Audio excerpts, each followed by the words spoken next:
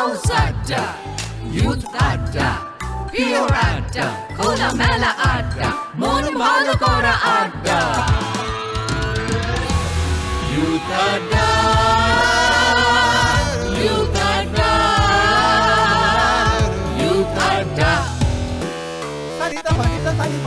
লেখাপড়া খেলাধুলা সবকিছুতে থাকি আমরা, সব কুল আর সবকেও রাখি। পঞ্চকবি মনে রেখে বাংলা ব্যঙ্গ শুনি, বাড়িয়ে দিলে হাত আমরা বন্ধু হতেও জানি। ইউথ আড্ডা, ইউথ আড্ডা, ইউথ আড্ডা, ইউথ আড্ডা, ইউথ আড্ডা। লেখাপড়া ফুর্তির প্রাণ গড়ের মাঠে আরও একবার এসে আমার খুব ভালো লাগছে। তবে যেটা হয় মানে এই যে কোনো পারফরমেন্স করার আগে বা যে কোনো মানে যে কোথাও কোথাও কিছু করে দেখানোর আগে আমার একটা ওই পরীক্ষা ভয় খুব কাজ করে। তো পরীক্ষা আমাদের জীবনে মোটামুটি প্রত্যেককে রোজই দিতে হয়। মানে আমার জীবনের সব থেকে কঠিন পরীক্ষা হচ্ছে আমার সহ্য শক্তি আর লেকটাউনে মেসির মূর্তি। এটা হচ্ছে আমার জীবনের সব থেকে কঠিন পরীক্ষা।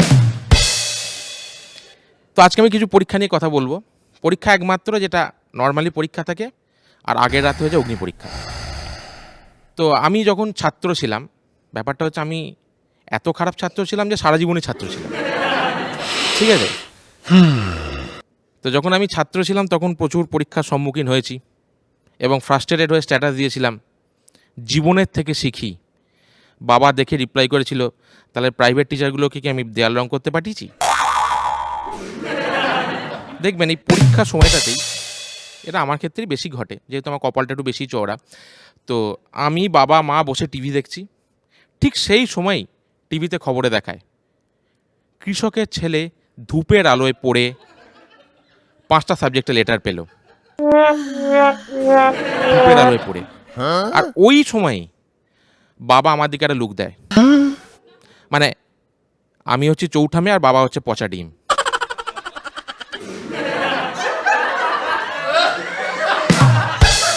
মা আবার আর একটা লুক দেয়, দিয়ে বলে, পাশের বাড়ি শম্পাকে দেখতে পারিস না, যা ওর পা ধোয়া জল খা। আর অদ্ভুতভাবে ওই সময়ই শম্পাদের বাথরুমে কল করে শম্পা পা ধোয়। আবার দিন যায়, আবার হয়তো বাবা খবরের কাগজ নিয়ে বসে আছে, আমরা বসে আছি, বাবা খবর পড়া শুরু করলো, বাঁ হাতে লিখে পরীক্ষা 85%। বাবা হতেও তো পারে সে লেফটি, হয়তো বাঁ হাত চাকাটা ভালো কাজে লাগিয়েছে, এটা তো জুড়ে বলার দরকার নেই। আবার সেই লুক, আবার আমি চৌঠা মেয়ে পচা ডিম, আবার শম্পার পা ধোয়া জল, শম্পাদের বাথরুমে কল কর, মানে শম্পা পা ধুচ্ছে। এবার হলো মাধ্যমিক। মাধ্যমিকটা মোটামুটি আমি ঠিকঠাকই পাস করি, উতরে যাই। ও হ্যাঁ বলে দিই, এ দেখবেন এখন যেমন এই একটা হচ্ছে না জনগণনা, সেন্সাস নিয়ে চারিদিকে কথা হচ্ছে, মাধ্যমিক হচ্ছে সেরকমই একটা পরীক্ষা যেখানে আপনার কতজন আত্মীয় আছে সেটা মাধ্যমিক পরীক্ষার রেজাল্ট না বেরোলে বোঝা যায় না।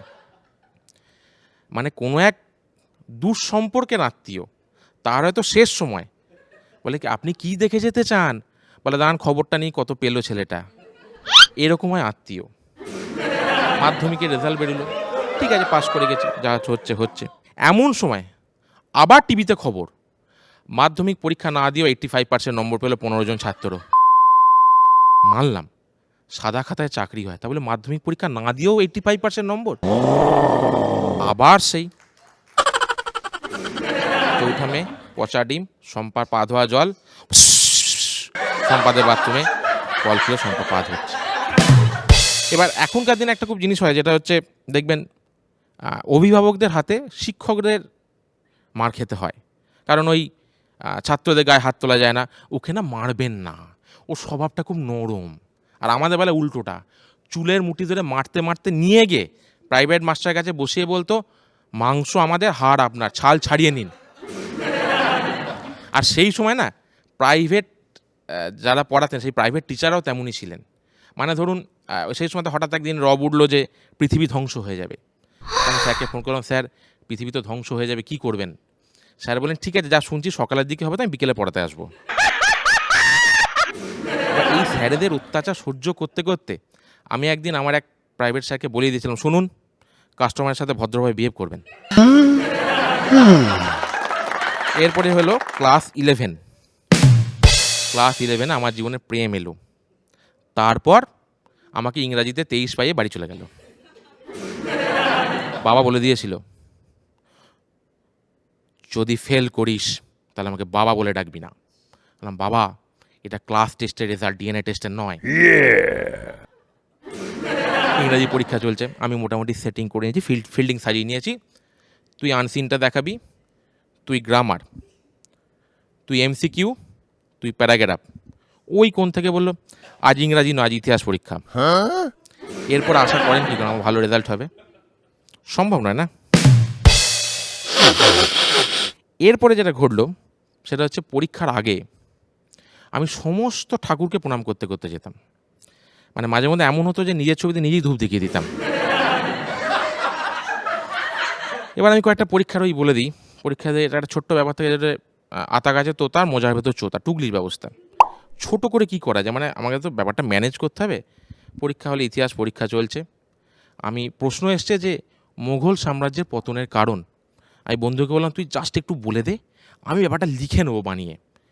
ওদিক থেকে বন্ধু বল, ঠিক আছে লিখে দে, ইহার জন্যই মোগল সাম্রাজ্যের পতন হয়েছিল, ইহার জন্যই মোগল সাম্রাজ্যের পতন হয়েছিল, বাকিটা আমায় লিখতে হবে। তাহলে ওকে জিজ্ঞেস করার দরকারটা কিছু নেই।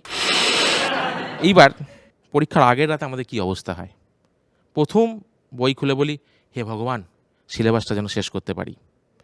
যখন হাতে আর 2 ঘন্টা, হে ভগবান যেটুকু পড়ে যাচ্ছে ওটুকুই যেন প্রশ্ন আসে। হাতে লাস্ট 10 মিনিট, এবার একটা পাস করে দাও, পরের বার এ ভুল করবো না। ভগবান ওপর থেকে কনফিউজ, এ তো প্রত্যেকবারই এক কথা বলে, তাহলে এর জীবনে উন্নতিটা হচ্ছে কোথায়, তাই না?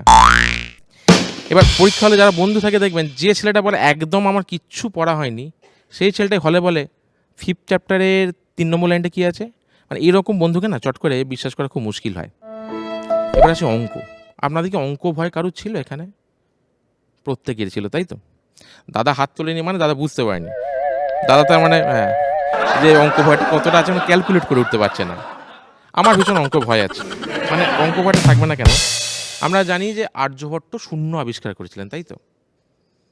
তবে হ্যাঁ, ওটা আগে আবিষ্কার করেননি, অঙ্ক আমার নম্বর দেখে তারপর উনি আবিষ্কার করেছিলেন। অঙ্ক অদ্ভুত একটা জিনিস, মানে কিরম অঙ্ক, একটি ট্রেন কলকাতা থেকে বর্ধমানের দিকে সকাল 8টায় রওনা হলো, অপর একটি ট্রেন বর্ধমান থেকে কলকাতার দিকে সকাল 9টায় রওনা হলো। এরপর তারা কোথায় মুখোমুখি হবেন? ওইরকম ট্রেন আমি চাপবো না। কেন চাপবো? যে ট্রেনে চাপলে আমাকে ঝালমুড়ি নাকে অঙ্ক কষতে, আমি কেন চাপবো? একটি বাড়ি 21 দিন কাজ করার পর 17 জন শ্রমিক ছেড়ে চলে গেল। কেন? হঠাৎ করে রেজিগনেশন দিল কেন? সামান্য 4টে নম্বরের জন্য রেজিগনেশন দিল, তাদের বাড়ি কি করে চলবে, সংসার কি করে চলবে? আমি ওইরকম বাড়ির পাশ দিয়ে যাবো না, থাকা তো দূরে থাক। ধরো তোমার কাছে 16টা আপেল আছে এবং তোমাকে আরো 20টা তরমুজ দেওয়া হলো, আমি কি অঙ্কর জন্য গরিলা হব? এতগুলো তরমুজ আপেল আমি কি করবো? আমি তো মানুষ। তার থেকেও যেটা বড় সমস্যা আমার যেটা হতো, বরাবরই এই পিতা পুত্রের অঙ্কে পুত্র সব সময় 12-14 বছর বড় বেরোতো পিতার থেকে। মানে ধরুন পুত্র একটা 12 বছরের ক্লাস 6-এ পড়ে ছেলে, একটা বাচ্চাকে জিজ্ঞেস করে, বাবা তোমার নাম কি? বলছে আমার নাম পিতা। তোমার নাম কি? বলছে আমার নাম পুত্র। হয়ে গেল পিতা পুত্র। এই কনসেপ্ট নিয়ে আমি অঙ্ক করতাম। এই টোকা বলতে আর জিনিস মনে পড়লো, কিছু দেখবেন ক্লাসে বন্ধু থাকে তারা হেভি ফাঁসিয়ে দেয়। পরীক্ষা হলে প্রশ্ন পড়েছে, রিপ্রোডাক্টিভ সিস্টেম ছবি এঁকে বর্ণনা করো। আমি মাথা নিচু করে বসে আছি, পাশ থেকে আমার বন্ধু বললো, স্যার দেখে দেখে টুকছে। আমি কি করব? আমার কি দোষ, তাই না? আপনারা মাথা নামাবেন না, তারা মনে হয় দেখে দেখে টুকছে। যাই হোক, তো ধরুন ক্লাসে প্রশ্ন এসছে, পরীক্ষার প্রশ্ন এসছে, মানুষের শ্বাসযন্ত্রের নাম কি? আমার বন্ধু এক্সট্রা ট্যালেন্টেড, সে লিখেছে শ্বাসযন্ত্রের নাম ফুস, দুদিকে একই রকম বলে ফুসফুস। কোনো রকমের স্কুলটা উতরে আমি গেলাম কলেজে। আর অদ্ভুত জায়গা, আমার এখানে কলেজ, পাশে ছিল হোস্টেল। কারণ কি, কলেজে সারাদিন পরিশ্রম করে আমরা যেতাম হোস্টেলে আরাম করতে। এটা আমার বাবা মারা জানতো, কিন্তু আমরা কি জানতাম? হোস্টেলে সারাদিন পরিশ্রম করে কলেজে আসতাম আরাম করতে। এইবার দেখলাম কলেজে পরীক্ষার নোটিফিকেশন বেরোলো। তো এবার আমাদের আবার কি দরকার ছিল স্যার পরীক্ষা নেওয়ার। স্যার বললেন যে শোনো, আমরা তোমাদের কতটা পড়াতে পেরেছি তার জন্যই পরীক্ষা নেওয়া, তাহলে স্যার আপনার এই পরীক্ষাটা দিন না কেন, আমাদের বলার দরকারটা কি, তাই না? হ্যাঁ, তাহলে ওনারাই পরীক্ষাটা দিলে পারেন। স্যার বলেন না, তোমাদের বুঝতে হবে যে তোমরা কতটা জলে ডুবে আছো সেটা বোঝার জন্যই পরীক্ষা। পেছন থেকে আমার বন্ধু বলে টুবুক টুবুক টুবুক। স্যার পুরো ডুবে গেছি, পরীক্ষা নেওয়ার কোনো দরকার নেই। এইবার যেটা ব্যাপার হচ্ছে, এখানটা একটা জিনিস আমার খুব মনে হয় যে ফুলশয্যার রাত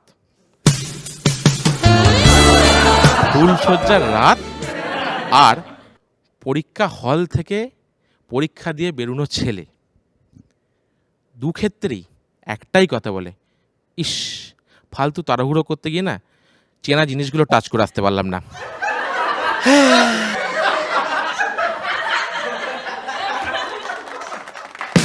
আমার কলেজে আবার গার্জিয়ান কল হলো। এবার ওই রকম একটা গোঁপদাড়িওয়ালা ছেলে যে গার্জিয়ান কল, এটা তো বাড়িতে বলতেও লজ্জা লাগে না অত বড় বয়সে। তা আমি ঠিক করলাম, আমাদের কলেজের পাশে একটা চায়ের দোকান ছিল, সেখানে মোটামুটি একটা ওই 200 টাকা ডিলে একজনকে বাবা রেডি করলাম। বাবা হতে কত সময় লাগে, 200 টাকায় বাবা হয়ে গেছে। যাই হোক, তাকে নিয়ে ঢুকলাম। কলেজে ঢোকার সঙ্গে সঙ্গেই অ্যাসিস্ট্যান্ট প্রিন্সিপাল জিজ্ঞেস করছেন কে হয়। এবার যাকে নিয়ে গেছি সে আবার স্ট্রাগলিং অ্যাক্টার, সে দেখছে এই যে একটা সুযোগ করে দেখানো। সে বলে ওভার অ্যাক্টিংটা দরকার নেই, তাহলে 50 টাকা কেটে নেবো, ঠিক আছে। বাবা যা বলা ছিল সেগুলো আমি যা শিখিয়ে রেখেছিলাম সেগুলোই বললো, খুব ভালো কথা। এরপর বললো ঠিক আছে ভেতরে যাও প্রিন্সিপালের রুমে। পাশ থেকে এ তো পেমেন্টটা ভালো বোঝে, বলছে আরও এক্সট্রা 50 টাকা লাগবে, দুবার তো কথা হয়নি, প্রফেশনাল সবাই, তাই না। এইবার যেটা ব্যাপার হলো সেটা হচ্ছে আস্তে আস্তে আমার কলেজটা শেষ হলো। এবার কলেজ শেষে যে পরীক্ষাটা হয়, একদম জীবনের একটা পরীক্ষা দিতে হবে, আমি রেডি। একটা মাল্টিপল চয়েস এমসিকিউ পরীক্ষা হচ্ছে। এ এর 3, বি এর 2, সি এর 4, ডি এর 1, আচ্ছা ই এর 1 পরপর লেখা হয়ে গেল। আমি পুরো রেডি যে এবার আমি ফাটিয়ে পরীক্ষা দিয়েছি। তারপর স্যার বললেন যাদের সেট এ তার এদিকে জমা দিন, যাদের সেট বি এদিকে জমা দিন। আমার বন্ধুরা বলল তুই সম্পার পা ধোয়া জল খা, সঙ্গে সঙ্গে সম্পাদের বাড়িতে আবার কল খোলার আবার সম্পা তখন পা ধোয়া শুরু করল। অবশেষে আমি একটা কাজ পেলাম। কাজটা কি? অফিস ভাঙলে ঘুম, ঘুম ভাঙলে অফিস। হ্যাঁ, মানে এটা হচ্ছে জীবন, কিন্তু এটা বললেন আমার জাত থাকছে না, ওই জন্য বলতে আমি একটা কর্পোরেট চাকরি পেলাম। যারা ঘাড় নাচ্ছেন তারা রিলেট করতে পেরেছেন। হ্যাঁ হ্যাঁ হ্যাঁ, আমরা একটা কর্পোরেট চাকরি পেলাম। কর্পোরেট চাকরি খুব ভালো জিনিস। এখানে ট্যাগলাইন হচ্ছে সেবা পরম ধর্ম, পিপিটি আমার একমাত্র কর্ম। এই যে দেখবেন একটা কথা চালু হয়েছে বিশেষ করে কোভিডের পর থেকে, ওয়ার্ক ফ্রম হোম, WFH। এটা বেসিক্যালি ওয়ার্ক ফ্রম হোম নয় কর্পোরেটদের জন্য, তাদের কাছে ওয়েটিং ফর হলিডে, কারণ তারা তো ছুটি পায় না। মানে ছুটি পাওয়া মানে ভীষণ কষ্টের ব্যাপার। আমার এক বন্ধুর অ্যাক্সিডেন্ট হয়েছিল, সে জানালো স্যার আমার পা ভেঙে গেছে, হাত ভেঙে গেছে, মাথায় চোট, চোখে দেখতে পাচ্ছি না, কানে শুনতে পাচ্ছি না। তখন ম্যানেজার বললেন ঠিক আছে তুমি বরং বেডে শুয়ে আমাকে একটা মেল করে দাও, না হলে ছুটিটা পাবে না। কর্পোরেট অফিস তো কিছু বলার নেই। এবার দেখবেন প্রত্যেক অফিসে একজন করে অ্যাডমিন থাকে। তাদের কেন অ্যাডমিন বলা হয়? কারণ তারা কিছু পরিষ্কার করে বলেন, সব কিছু মিনমিন করে বলেন, সেজন্য তাদের নাম অ্যাডমিন, ঠিক আছে। অ্যাডমিনরা ঝেড়ে কাশেন না, তারা শুধুই বলেন পরে বলবো। মানে অ্যাডমিন পদের জন্য ইন্টারভিউ চলছিল, পরীক্ষা দিতে গেছেন, তাকে বলছে বলো তুমি কোম্পানির জন্য কী দিতে পারো, বলছে এখন বলবো না পরে বলবো। বাহ, চাকরিটা তোমার হয়ে যায় মনে হচ্ছে। আমি নিজে পরীক্ষা দিতে গিয়ে দেখেছি, আমি একে বলে ঠিক আছে যোগ শোনালাম, স্যার হাসি পেলো, বলছে এখন বলবো না পরে বলবো। অ্যাডমিন কিছু করার নেই। মানে এই কর্পোরেটের চাপে জীবনটা পুরো টানানা হয়ে গেছে, ধুম টানানা। মানে সকাল থেকে অফিসে মেলেতে শিশি আর সন্ধেবেলা এসে বোতল, এই তো জীবন কালিদা। মানে এমন অবস্থা হয়ে গেছে যে কর্পোরেটে যারা চাকরি করে না, তাদের পরিবারের সন্তান মাকে বলছে, মা আমাদের বাড়িতে কি ভূত আছে? কেন বাবা, কেন কেন? বলছে, না একটা লোক রোজ রাতে আসা বেরিয়ে যায়। বলছে, ওটা লোক নয় রে, ওটা ভূত নয়, তোর বাবা। দেখার সুযোগ হয় না, ওটা তোর বাবা, কাজের চাপ বলে দেখতে পাস না। তারা জানে না ছেলে কতটা লম্বা হয়, তারা আড়ে দেখায়, কারণ ছেলে তো ঘুমায়, সকালে যখন বেরোয় তখনও ঘুমায়, যখন রাতে বাড়ি ফেরে তখনও ঘুমায়, তাই না? কর্পোরেট লাইফ বলতে মনে পড়লো, এবার আসি বসের কথায়। আর বসেদের একটাই কথা, ঠিক আছে আর একটু হার্ডওয়ার্ক লাগবে, ঠিক আছে আর একটু হার্ডওয়ার্ক লাগবে। মানে আমি একটা পিপিটি বানিয়ে দিয়েছি, বলছে ঠিক আছে আর একটু হার্ডওয়ার্ক লাগবে। ভাই পিপিটিতে কী দেবো, লোহার রড দিয়ে দেবো হার্ডওয়ার্ক? স্বর্গ থেকে ভগবান ইন্দ্র এসে, স্বয়ং ইন্দ্র এসে আমার বসকে স্বর্গে নিয়ে গেছে। তার আগে ইন্দ্র স্বর্গের 3 মাসের ছুটি সব ক্যান্সেল, ছুটির দিনে কাজ করতে হবে, সিএল এমএল মেডিকেল সব ক্যান্সেল। তারপরেও বসকে জিজ্ঞেস করলেন, স্যার কেমন লাগছে স্বর্গটা? ভালো, আর একটু হার্ডওয়ার্ক লাগবে। তখন ইন্দ্র বসের পায়ের কাছে বসে বলেছেন, তাহলে আপনি স্বর্গটা চালান, আপনিই রাজা। এবার আমি আমার কলিগকে জিজ্ঞেস করলাম, আচ্ছা এই যে বস সব সময় বলছে নতুন কিছু ভাবো, নতুন কিছু করো, আরও হার্ডওয়ার্ক লাগবে, এটা কি জিনিসটা, কীভাবে কী করা যায় বলতো? বলে এক কাজ কর, একটু হাঁ কর। হাঁ করলাম, ওই জিভটা বার করলাম, ঠিক আছে এবার একটু বসের পাটা চেটে দিয়ে দেখবি, ওটাই নতুন আইডিয়া।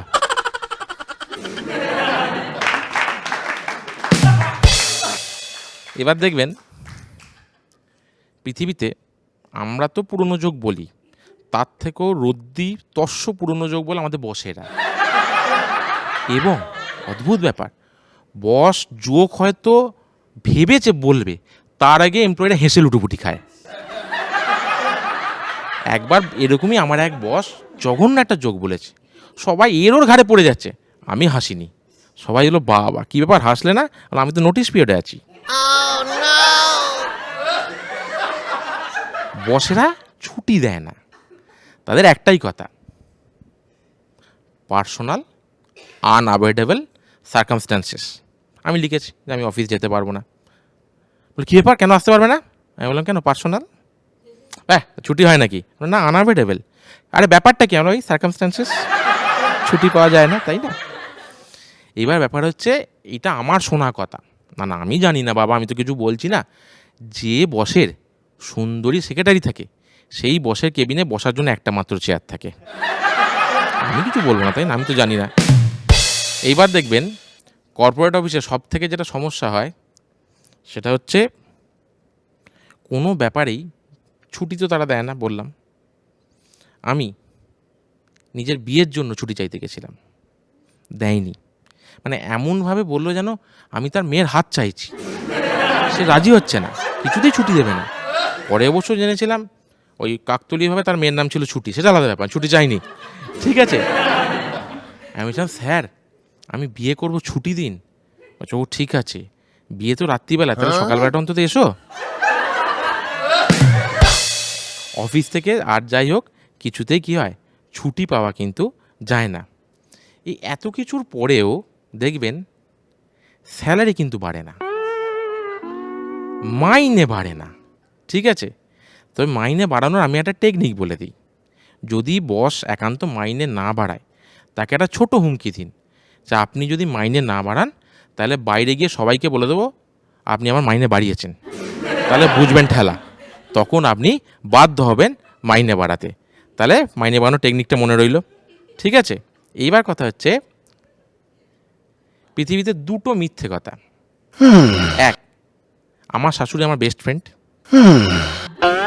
2, আমার বসের থেকে ভালো মানুষ কেউ হয় না। আমি মেল আইডি খুলেছি, মেল আইডিতে পাসওয়ার্ড দিয়েছি, মাই বস মাই লাইফ, ঠিক আছে, নিয়েছে। এবার পাসওয়ার্ডটা রিরাইট করতে দিয়েছে, আমি লিখেছি আমার বস একটি ছাগল, পাসওয়ার্ড ম্যাচ করে গেছে। কর্পোরেট অফিসের লোকেদের ফুলসজ্জা কেমন হয় বোঝা যাচ্ছে, কেমন হয় বলে দিই। কর্পোরেট অফিসের লোকেদের ফুলসজ্জা হচ্ছে, প্রথম রাতে ফুলসজ্জার দিন তার বউ বলছে অনেকক্ষণ তো হলো, এবার একটু থামো। তখন কর্পোরেট এমপ্লয়ি বলছে না না না হবে না, আমাদের লগ ইন করার টাইম আছে, যখন তখন লগ আউট করা যায় না।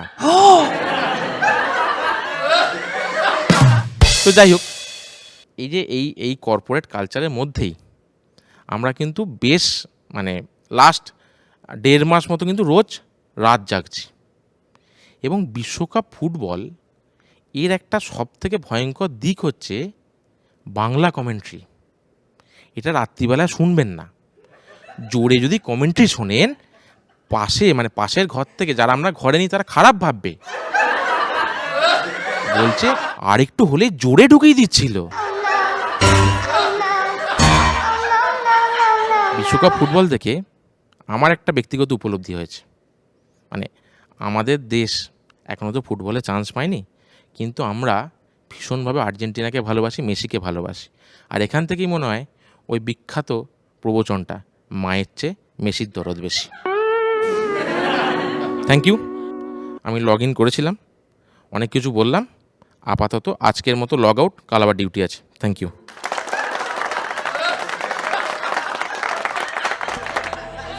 একটু গল্প হলে দিনটা জমে ক্ষীর, শহর থেকে পালিয়ে করি ইনস্টাগ্রামে ভিড়, পায়ে পায়ে কাছে দূরে ব্লগ করি ঘুরে, লক্ষ্য ভেদ করে ফেলি স্বপ্নগুলো জুড়ে।